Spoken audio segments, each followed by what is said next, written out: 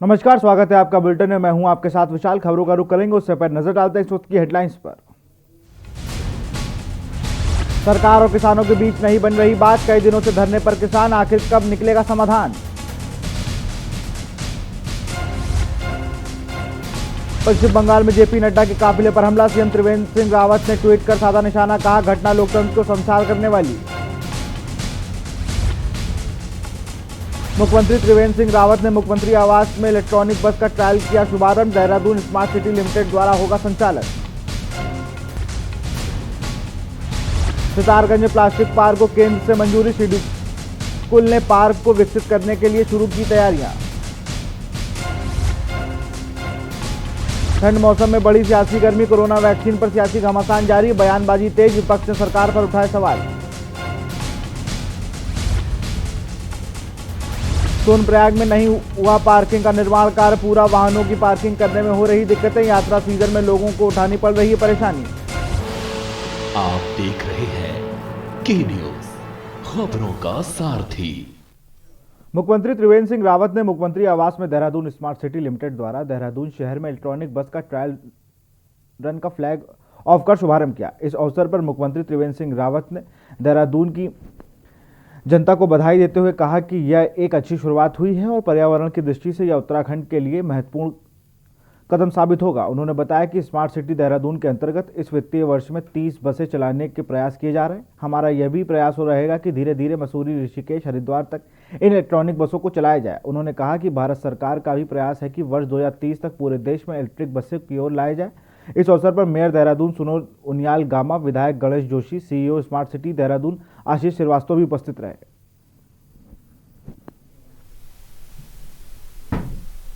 है तो पोल्यूशन के कंट्रोल में बहुत बड़ा रोल होगा इसका। दूसरा एक जो सबसे इम्पॉर्टेंट इशू है कि पब्लिक ट्रांसपोर्ट देहरादून में एक अच्छा पब्लिक ट्रांसपोर्ट हम लोगों को दे पाएंगे, जिससे कि लोगों को एक जगह से दूसरे जगह आने जाने में आसानी होगी। जैसे चार्जिंग कैपेसिटी की बात करें, कितना चार्ज एक बार में चार्ज करने के बाद? एक बार चार्ज करने के बाद ये 150 किलोमीटर जो है ये बस आराम से चलेगी। इसका बहुत ज़्यादा महत्व भी है और आवश्यकता भी है, क्योंकि हम चाहते हैं कि उत्तराखंड ये पर्यटकों के आकर्षण का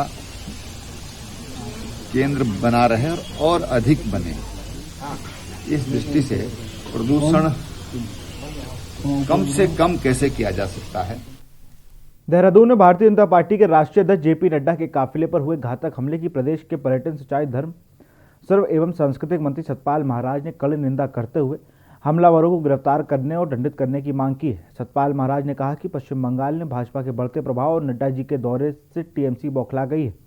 ममता को भी अब अपने पैरों को नीचे से जमीन खिसकती हुई दिखाई दे रही है। भाजपा अध्यक्ष नड्डा जी के काफिले पर जिस सुनियोजित तरीके से हमला हुआ है, उससे टीएमसी की हताशा और बौखलाहट स्पष्ट दिखाई दे रही है।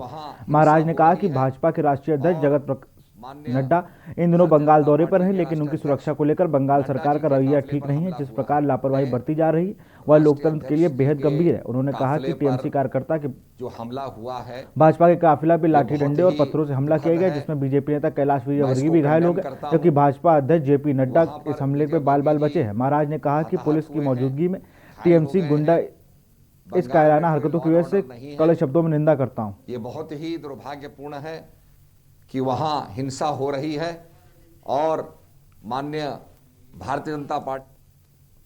मुख्यमंत्री त्रिवेंद्र सिंह रावत ने 28 दिसंबर से अपने दूसरे चरण के प्रवास की शुरुआत करने जा रहे हैं। दूसरे चरण के प्रवास में मुख्यमंत्री उन 3 जनपदों के भ्रमण करेंगे जहां उनका दौरा बाकी रह गया है। दूसरे चरण के प्रवास के दौरान मुख्यमंत्री जिलों में चल रहे विकास कार्यों की समीक्षा अधिकारियों के साथ करेंगे। इसके अलावा संगठन के पदाधिकारियों से भी मुलाकात करेंगे।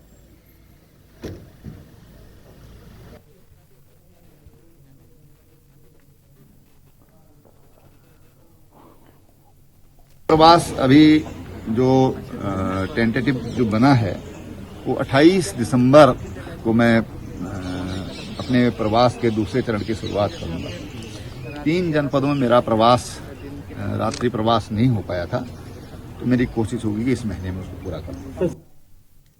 उत्तराखंड में लगातार बढ़ती ठंड के चलते अब मौसम में भी अच्छा खासा बदलाव देखने को मिल रहा है। वहीं मौसम विभाग की माने तो 11 से 12 दिसंबर में मौसम साफ रहेगा, लेकिन उसके बाद 13 दिसंबर से गढ़वाल के कई क्षेत्रों में बारिश, अधिक ऊंचाई वाले क्षेत्रों में बर्फबारी की संभावना जताई जा रही है। मैदानी क्षेत्रों की बात करें तो अगले 13 दिसंबर से लेकर 15 दिसंबर तक अधिक कोहरा होने की संभावना है, जिसको देखते हुए मौसम विभाग ने निर्देश दिए हैं कि सावधानी बरतें ताकि रोड की विजिबिलिटी को देखकर ही गाड़ी चलाएं।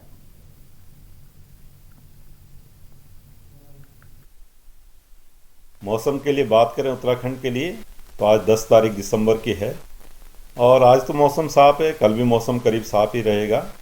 लेकिन 12 तारीख को बात करें तो अर्ली मॉर्निंग में थोड़ी बहुत एक्टिविटी, या ये कह सकते हैं कि करीब करीब ये 12 के फोरनून तक जो है कुछ एक्टिविटी उत्तराखंड में देखने को मिलेगी। एक पश्चिमी विक्षोभ निकल रहा है जिसकी वजह से 12 तारीख में खासकर फोरनून में थोड़ी बहुत एक्टिविटी, खासकर अगर बात करूँ मैं गढ़वाल रीजन में। रुड़की के खानपुर रेंज के अंतर्गत कुड़का वाले गांव में जंगलों में 4 बारह सिंहों की शव मिले हैं, जिसकी सूचना मिलते ही क्षेत्र में हड़कंप मच गया और ग्रामीणों का तांता लग गया। इस सूचना पर किसी ने वन विभाग को, जिसके बाद आनन फानन में वन विभाग की टीम मौके पर पहुंची और जांच शुरू कर दी। देखिए इस रिपोर्ट में।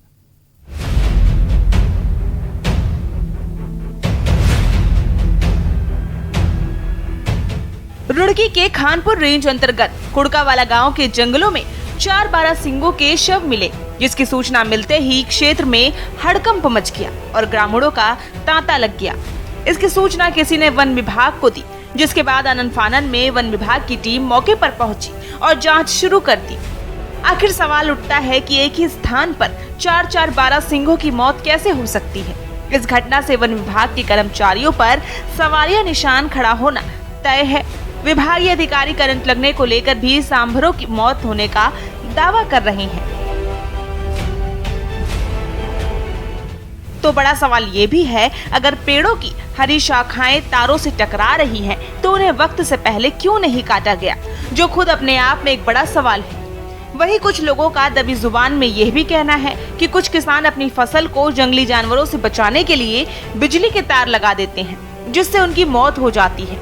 पिछले दिनों कई किसानों पर वन विभाग ने जुर्माना भी किया था, जिससे बचने के लिए अब खेतों में दूर जंगलों में ही बिजली के तार लगा देते हैं, ताकि किसानों पर जुर्माना भी ना हो और फसल भी बच जाए।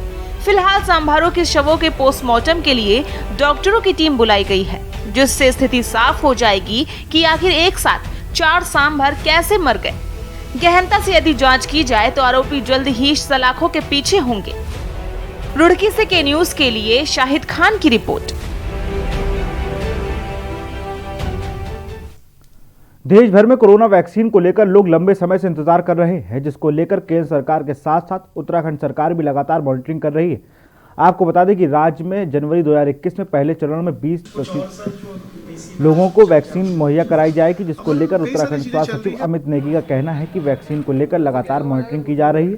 उन्होंने कहा कि वैक्सीन को रखने के लिए सारी सुविधाएं पर्याप्त मात्रा में उपलब्ध है। हमारे हिल्स में देखिए बीच में दिए गए कि हमें public and private health personnels को आइडेंटिफाई करना है, तो हमने जितने भी पर्सनल्स हैं अपने उनको आइडेंटिफाई करके हमने गवर्नमेंट ऑफ इंडिया को भेज दिया है। तो ये फर्स्ट फेज हमारा पूरा हो गया। सेकंड, इसके बाद हमारा जो वैक्सीनेशन चेन्स हैं, जिसके लिए हमारे जो कोल्ड चेन इक्विपमेंट्स हैं या जो अन्य प्रकार की चीज़ें होती हैं, उसका एक डिटेल एक गैप एनालिसिस करना था। वो गैप एनालिसिस करके भारत सरकार से हमने जो फर्दर हमें कोल्ड चेन इक्विपमेंट चेन को स्ट्रेंथन करने के लिए जो हमें इक्विपमेंट चाहिए, उसका डिमांड भी हमने गवर्नमेंट ऑफ इंडिया को भेज दिया है। उत्तराखंड में लगातार महामारी से बचने के लिए सरकार हर तरीके के हथकंडे अपना रही है। वहीं कोविड-19 के चलते उत्तराखंड की जेलों में 737 कैदियों को भी पैरोल पर छोड़ दिया गया था, जिसके अभी तक 100 से ज़्यादा कैदी वापस नहीं लौटे हैं, जिसकी समय सीमा समाप्त होने के बाद भी कैदी पुलिस की गिरफ्त से बाहर है। नोटिस पीरियड खत्म होने के बाद भी कैदियों का कुछ अता पता नहीं है। वहीं अब इस पूरे मामले पर आईजी जेल ने बताया है कि जल्द ही इन कैदियों की गिरफ्तारी की जाएगी और पुनः इनको जेलों में भिजवाया जाएगा।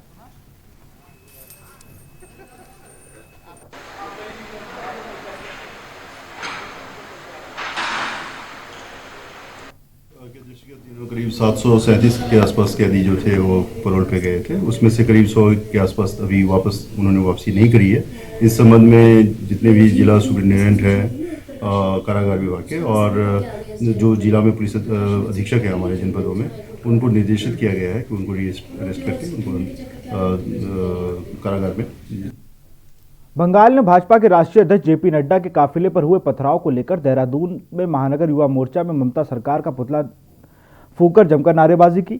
इस दौरान महानगर युवा मोर्चा के अध्यक्ष अंशु चावला का कहना है कि ममता सरकार द्वारा राष्ट्रीय अध्यक्ष के काफिले पर हमला करके लोकतंत्र की हत्या करने का काम किया गया है। उनका कहना है कि भारतीय जनता पार्टी के बढ़ते ग्राफ को देखते हुए ममता सरकार पूरी तरह से बौखला गई है। देखिए, जिस प्रकार से कल पश्चिम बंगाल के अंदर लोकतंत्र की हत्या की जाती है, एक राष्ट्रीय पार्टी के राष्ट्रीय अध्यक्ष के ऊपर जिस प्रकार से ईंट पत्थरों से उनके काफिले के ऊपर हमला किया जाता है, निश्चित तौर पर आज पूरा देश उसकी भर्त्सना कर रहा है। और जिस प्रकार से पश्चिम बंगाल के अंदर वहां की जनता को एक गुमराह किया जा रहा है, मैं मानता हूं कि वहां की ममता सरकार इस वक्त बहुत परेशान है। केदारनाथ यात्रा के मुख्य पड़ाव सोनप्रयाग में आपदा के 7 साल बाद भी मल्टी लेवल पार्किंग का निर्माण कार्य पूरा नहीं हो पाया है। कार्यदायी संस्था को कई बार प्रशासन की ओर से नोटिस भी दिया जा चुका है, बावजूद इसके कार्यदायी संस्था लापरवाही बना रही है। वर्षों से कार्य पूरा न होने के कारण यात्रा के सीजन में सोनप्रयाग में हजारों की संख्या में पहुंचने वाले वाहनों को पार करने में भारी परेशानियां होती हैं, जिसके कारण यहां घंटों तक जाम की स्थिति बनी रहती है। देखिए इस रिपोर्ट।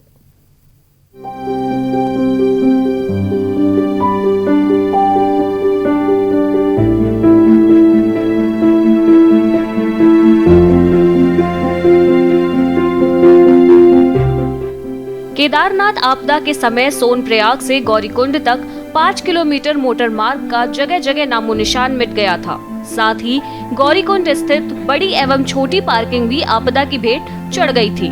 आपदा के बाद यात्रा शुरू होने पर वाहन सोनप्रयाग तक ही आए, जिसके बाद शासन ने सोनप्रयाग और सीतापुर में बड़े एवं छोटे वाहनों के लिए करोड़ों रुपए की लागत से मल्टी लेवल पार्किंग की स्वीकृति दी। वर्ष 2014 में सोनप्रयाग में पार्किंग का निर्माण कार्य शुरू हुआ। इस प्रोजेक्ट की लागत लगभग 70 करोड़ रुपए थी। अभी तक 15 करोड़ से अधिक रुपए खर्च हो चुके हैं और 54 करोड़ से अधिक निर्माणदायी संस्था उत्तर प्रदेश निर्माण निगम को जारी किए जा चुके हैं। लेकिन 6 साल से अभी तक यहाँ मात्र ढांचा ही खड़ा हो पाया है। अन्य कार्य अधर में लटकने से ये ढांचा भी जंग खा रहा है। पार्किंग का निर्माण कार्य पूरा न होने के कारण सबसे अधिक दिक्कतें यात्रा सीजन में देखने को मिलती हैं। मई जून माह में हजारों की संख्या में यहाँ यात्रियों के वाहन पहुँचते हैं, लेकिन पार्किंग न होने के कारण वाहनों को खड़ा करने में भारी दिक्कतें होती हैं। कई बार तो यहाँ घंटों तक जाम लग जाता है। कई बार प्रशासन ने कार्यदायी संस्था को नोटिस भी जारी किए हैं, बावजूद इसके समय पर कार्य पूरा नहीं हो पाया। सोनप्रयाग पार्किंग का निर्माण कार्य पूरा होने की तिथि पिछले वर्ष ही पूरी हो चुकी है। अवधि बढ़ाने के बाद भी कार्यदायी संस्था लापरवाह बनी हुई है, जिसका खामियाजा यहां पहुंचने वाले यात्रियों को भुगतना पड़ रहा है। पार्किंग का निर्माण कार्य पूरा होने के बाद यात्रियों को यहां अन्य प्रकार की सुविधाएं भी मिलनी थी, लेकिन वर्षों से पार्किंग का निर्माण कार्य ही लटका हुआ है। निगम की तरफ से बनाया गया 2014 में ये शुरू हुआ था। ये 54 करोड़ का प्रोजेक्ट था। टोटल 70 करोड़ का था इसमें, जिसमें हमने जो शॉप्स बनाए शॉप्स इसमें जिसमें 15 करोड़ का खर्च हुआ था। उसके बाद बाकी का जो करीबन 54 करोड़ रुपये था, वो ये मल्टी लेवल के लिए अप्रूवल है। वो पैसा हमारे पास अभी है, वो पैसा आ चुका है हमारे पास और ये काम चल रहा है इसका। और इस साल हम यात्रा से पहले इसमें स्लैब का काम करके दे देंगे इस बार एक पार्किंग का निरीक्षण करने पहुंचे जिलाधिकारी मनोज गोयल ने भी संबंधित कार्यदायी संस्था के अधिकारी कर्मचारियों को जमकर फटकार लगाई। जिलाधिकारी ने कार्यदायी संस्था को समय पर पार्किंग का निर्माण पूरा करने के निर्देश भी दिए हैं। हमारा गौरीकुंड तक सोनप्रयाग तक जो हमारा एनएच का निर्माण चल रहा है, उसका पूरा इंस्पेक्शन किया था और जो वहाँ पे कुछ पार्किंग्स वगैरह बन रही हैं, कुछ हमारे शेल्टर्स वगैरह बन रहे हैं, उनका भी पूरा इंस्पेक्शन किया गया था। कुछ कार्य बहुत अच्छी गति से चल रहे हैं, जिनका बहुत तेजी से निर्माण हुआ है। अगले यात्रा सीजन में हमको उनका बहुत लाभ भी मिलेगा। कुछ कार्यों में किसी टेक्निकल कारण से या किसी और अन्य विभागीय कारणों से यदि देरी आई है, तो उसके संबंध में भी डिपार्टमेंट्स को निर्देश दिए गए हैं कि तत्काल उनका समाधान करके उन कार्यों में तेजी लेके आए, उन कार्यों को जल्दी से जल्दी पूर्ण करें, ताकि यात्रियों को लाभ मिले, यात्रा सीजन में लोगों को लाभ मिले और हमारे ग्रामीणों को भी लाभ मिले। रुद्रप्रयाग से के न्यूज के लिए रोहित डिमरी की रिपोर्ट। यहाँ रुकते एक छोटे से ब्रेक के लिए, जल्द हाजिर हो गए।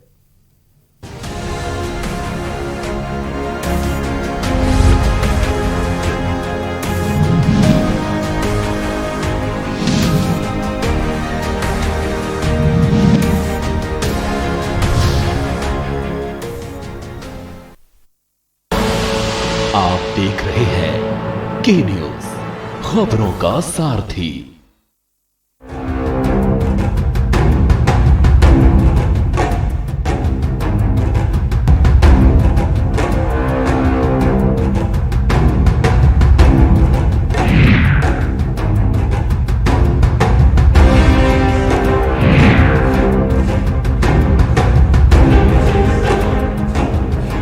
खुदी को आजमाया है तो ये अंदाज आया है, खुदी को आजमाया है तो ये अंदाज आया है। तुम में भी मैं हूं, शुद्ध प्लस पान मसाला। आप देख रहे हैं के न्यूज, खबरों का सारथी।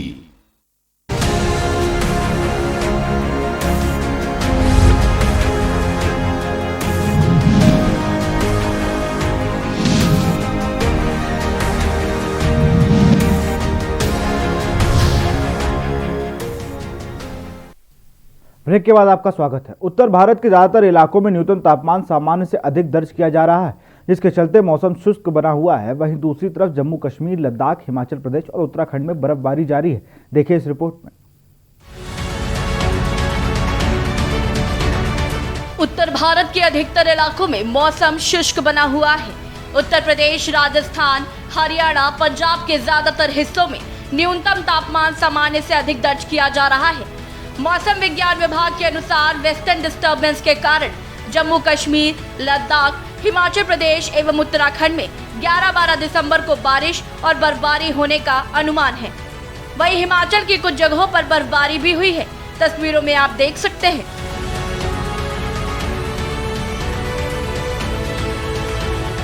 बता दें, इस समय पहाड़ों पर बर्फबारी के साथ बरसात भी हो रही है। मौसम बहुत ही सर्द बना हुआ है। उत्तर भारत के पहाड़ों में बर्फबारी और बरसात से मौसम सुहावना बना हुआ है। कश्मीर को धरती का जन्नत कहा जाता है। बर्फबारी के बाद कश्मीर और सुंदर दिखने लगता है। पिछले कुछ दिनों से कश्मीर की कई जगहों पर भारी बर्फबारी हो रही है। सब कुछ सफेद चादर में ढका नजर आ रहा है। गुलमर्ग, शोपियां, द्रास जैसे जिलों में जमकर बर्फबारी हुई। घाटी में इस वजह से कई जगहों पर हाईवे भी बंद कर दिए गए हैं। वहीं राजस्थान और विदर्भ के पास भी चक्रवात और प्रति चक्रवात बनने के कारण हवाओं का रुख लगातार बदल रहा है। मंगलवार को दिल्ली का तापमान 31.3 डिग्री रहा, जो सामान्य से 4 डिग्री अधिक रहा। वहीं सुबह कोहरे की चादर से दिल्ली ढकी दिखी। स्पेशल डेस्क के न्यूज इंडिया। खबर डोईवाला से है, जहां मुख्यमंत्री त्रिवेंद्र सिंह रावत ने ग्रामीण क्षेत्रों की समस्याओं को लेकर तत्काल मौके पर ही सुलझाने के लिए हर विकास खंड में न्यायालय, पंचायत स्तर पर बहुउद्देशीय शिविर लगाने के आदेश दिए थे। सीएम क्विक रिस्पांस टीम के अंतर्गत मारखम ग्राम पंचायत के प्रेम नगर पंचायत घर में शिविर का आयोजन किया गया, जिसमें ब्लॉक स्तर पर सभी विभागीय अधिकारियों के साथ जिला कृषि अधिकारी ने भी शिरकत की। कार्यक्रम में शासन की ओर से राज्य मंत्री करण वोरा ने शिरकत की और कार्यक्रम को बेहद महत्वपूर्ण कार्यक्रम बताते हुए इसके महत्व बताते हुए लोगों से ऐसे शिविरों को भी बढ़ चढ़ के हिस्सा लेने की अपील की।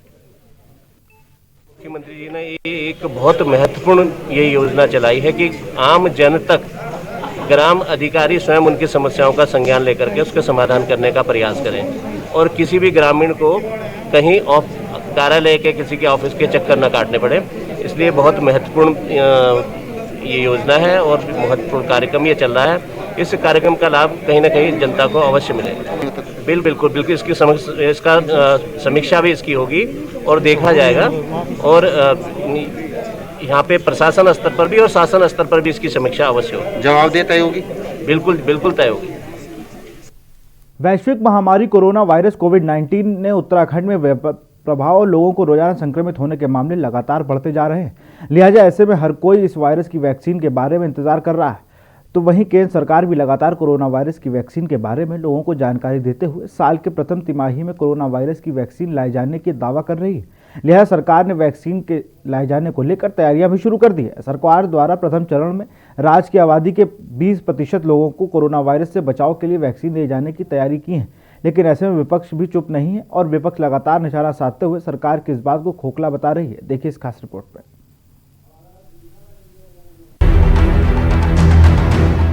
हाल ही में कैबिनेट में महत्वपूर्ण 29 बिंदुओं पर चर्चा हुई, जिसमें से एक विषय जिसका हर किसी को इंतजार था, और वो था कोरोना वैक्सीन। कोरोना वैक्सीन पर जानकारी देते हुए शासकीय प्रवक्ता मदन कौशिक ने कहा कि राज्य में 20% लोगों को कोरोना वैक्सीन प्रथम चरण में दी जाएगी और कोरोना वायरस के पहले चरण के लिए वॉरियर्स और जरूरतमंदों का डाटा भी बनाया जाएगा। यानी कैबिनेट बैठक में वैक्सीन की तैयारियों को लेकर सरकार की सहमति बनाई गई है। राज्य के अंदर लगातार भारत सरकार से वैक्सीनेशन को लेकर और लगातार चर्चाएं हो रही हैं। मुख्यमंत्रियों की जो प्रधानमंत्री से बैठक हुई थी उसमें चर्चा हुई, चीफ सेक्रेटरी की अलग से बैठक हुई, स्वास्थ्य विभाग की अलग बैठक हुई। इन बैठक के आधार पर हम लोगों ने जो नीचे तक के सारी तैयारी थी उसको पूरी कर ली गई है। जिला स्तर पर कितने हमें कोल्ड स्टोरेज या किस प्रकार की हमें वैक्सीन रखने के लिए -4 डिग्री तक की आवश्यकता पड़ेगी वो तैयारी है। उसके नीचे तक हमने जो जिला स्तर पर कमेटी बननी थी वो बन गई है, ब्लॉक स्तर पर थी वो बन गई है, और उससे नीचे जो आवश्यकता थी कमेटी बनाने की वो बना ली गई है। स्टेट स्तर पर जो कमेटी थी वो भी बन गई है। इनके ट्रेनिंग के कार्यक्रम शुरू हो गए हैं, जो ट्रेनिंग कराई जा रही है। वैक्सीन को लेकर जो जरूरी दिशा निर्देश भारत सरकार के थे उन सब पर हम लगातार काम कर रहे हैं ताकि वैक्सीन उपलब्ध होने की स्थिति में हम लोग तत्काल उस सारी वैक्सीन को जिन लोगों को आवश्यकता है उन तक पहुंचाएं। फर्स्ट फेज में 3 कैटेगरी के लोगों को वैक्सीन देने का निर्णय लिया गया है। एक तो जो हमारे हेल्थ वर्कर हैं उन सबको, एक जो फ्रंट लाइन वर्कर है वो, एक 55 साल से आयु के ज्यादा वर्ष के वो लोग जो किसी न किसी बीमारी से पीड़ित हैं। तो वहीं सरकार के कोरोना वैक्सीन उपलब्ध कराने की बात पर विपक्ष भी पीछे कैसे रहता। सरकार की इस घोषणा पर कांग्रेस ने सवालिया निशान खड़े करते हुए कहा है कि जैसे बिना पानी के सरकार पानी का कनेक्शन दे रही है वैसे ही वैक्सीन भी आ जाएगी। वैक्सीन लगने के बाद कोरोना हो गया तो अभी उत्तराखंड सरकार तो जैसे 200 रुपए में पानी का कनेक्शन दे रही है बिना पानी के, जैसे 15 लाख रुपए हमारे आदरणीय मोदी जी ने दिए थे, वैसे ये वैक्सीन जब आ जाएगी तब देखते हैं। अभी तो वो वैक्सीन पश्चिम बंगाल जा रही है घूमने बिहार से, अब उत्तराखंड 2022 तक आ जाएगी, देखते हैं। देहरादून से के न्यूज इंडिया के लिए अशोक कुमार की रिपोर्ट। खबर मैंगलोर से है। झबरेड़ा थाना पुलिस को एक बड़ी कामयाबी हाथ लगी है। थाना पुलिस ने 4 वाहन चोरों को गिरफ्तार किया है और चोरों के पास से 15 चोरी की मोटरसाइकिलें बरामद की गई हैं। घटना का खुलासा रुड़की सिविल लाइंस कोतवाली में हरिद्वार के वरिष्ठ पुलिस अधीक्षक ने किया। एसएसपी ने बताया कि मुखबिर की सूचना पर कार्रवाई की गई है। वहीं पुलिस टीम की इस कामयाबी पर हरिद्वार एसएसपी ने 2500 का इनाम की भी घोषणा की है।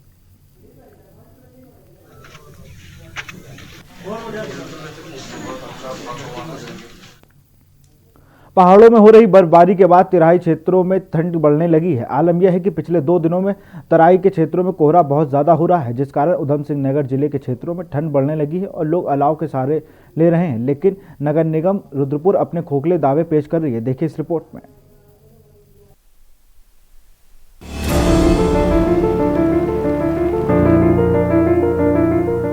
उत्तराखंड के ऊंचाई वाले क्षेत्रों में हो रही बर्फबारी का असर अब तराई क्षेत्र में भी पड़ने लगा है। उधम सिंह नगर जिले में पिछले 2 दिनों से कोहरे की चादर चढ़ी हुई है। कोहरे के कारण सड़कों में लोगों को भारी दिक्कतों का सामना करना पड़ रहा है। आलम यह है कि विजिबिलिटी कम होने के चलते वाहनों को लाइट जलाकर चलना पड़ रहा है। इसके अलावा कोहरे के कारण हवाई सेवाएं भी बाधित हो रही हैं। अत्यधिक कोहरे के कारण पंतनगर एयरपोर्ट में विजिबिलिटी न होने से देहरादून पंतनगर फ्लाइट को रद्द करना पड़ रहा है। इसके अलावा रुद्रपुर शहर में भी बढ़ती ठंड से बस अड्डे, टेम्पो स्टैंड में भी राहगीर ठंड से ठिठुरते दिखाई दे रहे हैं। सड़कों के किनारे लोग ठंड से बचने के लिए अलाव का सहारा ले रहे हैं। इन सब के बीच ठंड से ठिठुरन से लोगों को राहत देने वाला नगर निगम सिर्फ दावे ही कर रहा है। रुद्रपुर नगर निगम आयुक्त रिंकू बिस्ट ने बताया कि ठंड से राहगीरों को बचाने के लिए पूर्व की भांति इस वर्ष भी शहर में अलाव की व्यवस्था की जा रही है। इसके अलावा फुटपाथ में रात गुजारने वाले लोगों को गर्म कपड़े वितरित करने की तैयारी भी की जा रही है। रुद्रपुर से के न्यूज के लिए शाहिद खान की रिपोर्ट। फिलहाल इस बुलेटिन में इतना ही। देखते रहिए के न्यूज इंडिया। नमस्कार।